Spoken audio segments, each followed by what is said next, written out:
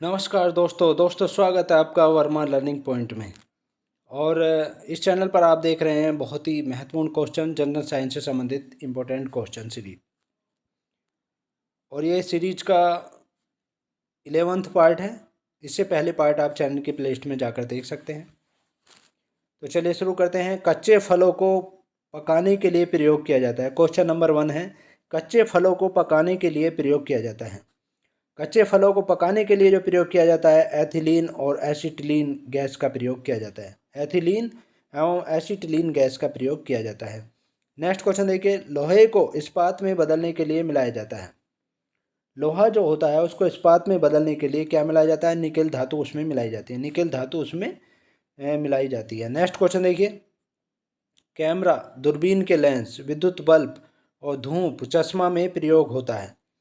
Camera, दूरबीन के lens और विद्युत बल्ब जो होता है और धूप चश्मा जो होता है उसमें प्रयोग जो होता है वो फ्लिंट कांच का प्रयोग होता है। फ्लिंट कांच का प्रयोग होता है। नेक्स्ट क्वेश्चन देखिए, पारा का मुख्य अयस्क है। पारे का जो मुख्य अयस्क है वो सिनेबार होता है। पारे का मुख्य अयस्क सिनेबार होता है। नेक्स्ट क्वेश्चन देखिए, कैल्शियम, पोटेशियम तथा कैडमियम का अयस्क है। कैल्शियम, पोटेशियम तथा कैडमियम का जो अयस्क है, कैल्शियम का है डोलोमाइट और पोटेशियम का है नाइटर तथा कैडमियम का है ग्रीनोकाइट होता है अयस्क।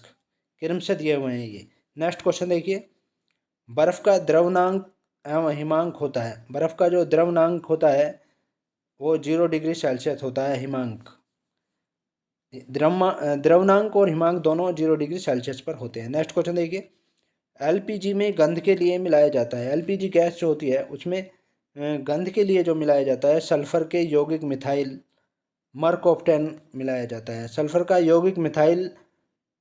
यौगिक है मिथाइल मरकोप्टेन मिलाया जाता है। नेक्स्ट क्वेश्चन देखिए, एक मोल बराबर होता है। एक मोल बराबर जो होता है 6.023 इंटू 10 की पावर 23 होता है। 6.023 इंटू 10 की पावर 23 होता है। नेक्स्ट क्वेश्चन देखिए, एक एवोगाद्रो संख्या बराबर है। एक एवोगाद्रो संख्या बराबर जो होती है वो 6.023 इंटू 10 की पावर 23 कहते हैं। इसको एक मोल भी कहते हैं। नेक्स्ट क्वेश्चन देखिए, हीरा का आपेक्षिक घनत्व तथा अपवर्तनांक होता है। हीरा जो होता है उसका आपेक्षिक घनत्व और अपवर्तनांक जो होता है, अपवर्तनांक वो क्रम से दिए हुए हैं।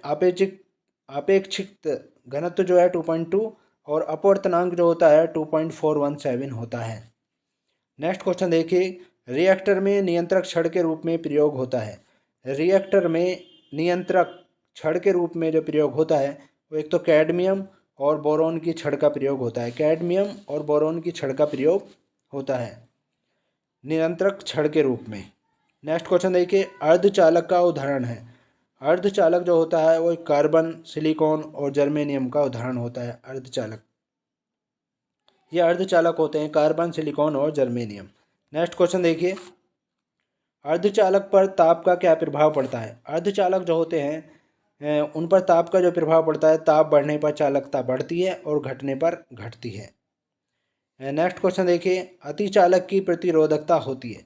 अतिचालक जो होते हैं उनकी प्रतिरोधकता 0 होती है। नेक्स्ट क्वेश्चन देखिए, सोडा वाटर विलयन है। सोडा वाटर जो विलयन है वो गैस द्रव का विलयन होता है। गैस द्रव का विलयन होता है सोडा वाटर। नेक्स्ट क्वेश्चन देखिए, अम्लों का राजा कहा जाता है। अम्लों का राजा जो कहा जाता है हाइड्रोजन सल्फेट को कहा जाता है। अम्लों का राजा हाइड्रोजन सल्फेट को कहा जाता है। नेक्स्ट क्वेश्चन देखिए, ठोसों में उष्मा का संचरण होता है। ठोस जो होते हैं उसमें उष्मा का जो संचरण होता है वो चालन विधि द्वारा होता है। चालन विधि द्वारा होता है। ठोसों में उष्मा का संचरण चालन विधि द्वारा होता है। नेक्स्ट क्वेश्चन देखिए, कान पर ध्वनि का प्रभाव रहता है। कान पर ध्वनि का प्रभाव जो रहता है 1/10 सेकंड रहता है। कान पर ध्वनि का प्रभाव 1/10 सेकंड रहता है, यानी 1 सेकंड का 10वां हिस्सा होता है। नेक्स्ट क्वेश्चन देखिए, प्रतिध्वनि सुनने के लिए स्रोतों एवं परावर्तक सतह के बीच की न्यूनतम दूरी होनी चाहिए।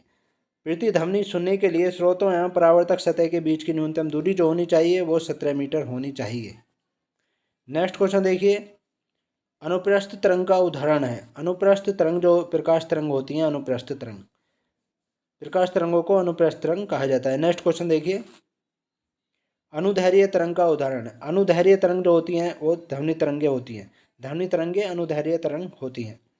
नेक्स्ट क्वेश्चन देखिए, ध्वनि तरंगे गमन करती हैं। ध्वनि तरंगे जो हम बोलते हैं आवाज़, उन्हें ध्वनि तरंगे कहा जाता है। वो लंबवत होती हैं। ध्वनि तरंगे लंबवत होती हैं।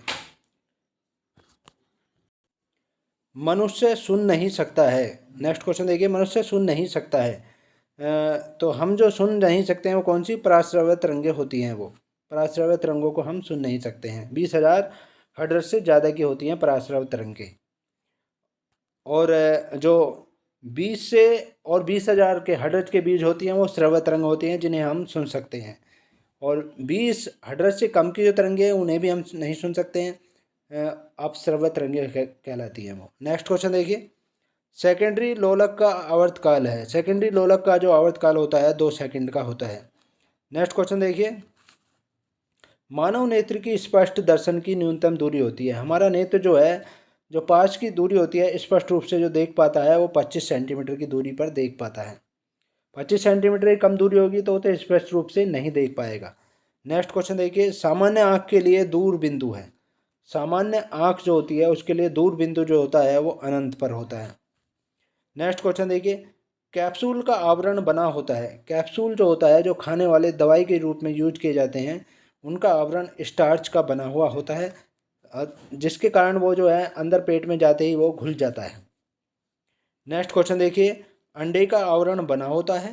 अंडे जो होते हैं, जो यूज करते हैं, उनका आवरण कैल्शियम कार्बोनेट का बना होता है। नेक्स्ट क्वेश्चन देखिए, मानव मस्तिष्क तथा सिर का अध्ययन से संबंधित शाखा है। मानव मस्तिष्क, हमारे मस्तिष्क और सिर के अध्ययन से जो संबंधित शाखा है वो फ्रेनोलॉजी होती है। वो फ्रेनोलॉजी कहलाती है। यानी फ्रेनोलॉजी के अंतर्गत जो है मस्तिष्क और सिर का अध्ययन किया जाता है। नेक्स्ट क्वेश्चन देखिए, डिहाइड्रेशन से प्राय कमी होती है। डिहाइड्रेशन से जो प्राय कमी होती है सोडियम क्लोराइड की होती है। सोडियम क्लोराइड की होती है। नेक्स्ट क्वेश्चन देखिए, वस्तु का भार अधिकतम होता है। वस्तु का भार जो होता है वो निर्वात में अधिक होता है।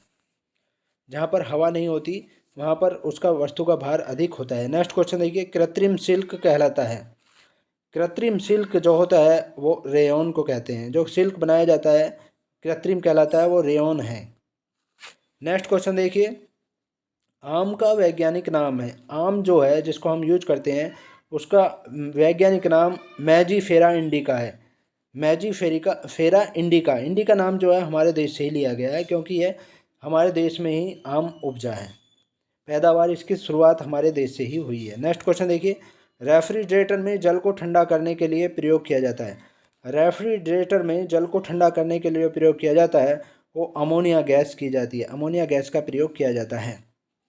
नेक्स्ट क्वेश्चन देखिए, रेफ्रिजरेटर के आविष्कारक हैं। रेफ्रिजरेटर के आविष्कारक जो हैं जेम्स हैरिसन हैं। जेम्स हैरिसन है रेफ्रिजरेटर के आविष्कारक। यानी जेम्स हैरिसन ने रेफ्रिजरेटर का आविष्कार किया था। नेक्स्ट क्वेश्चन देखिए, रेफ्रिजरेटर में एक समान ताप को बनाए रखता है। रेफ्रिजरेटर में एक समान ताप को जो बनाए रखता है थर्मोस्टेट बनाए रखता है। थर्मोस्टेट बनाए रखता है। तो ये थे महत्वपूर्ण क्वेश्चन।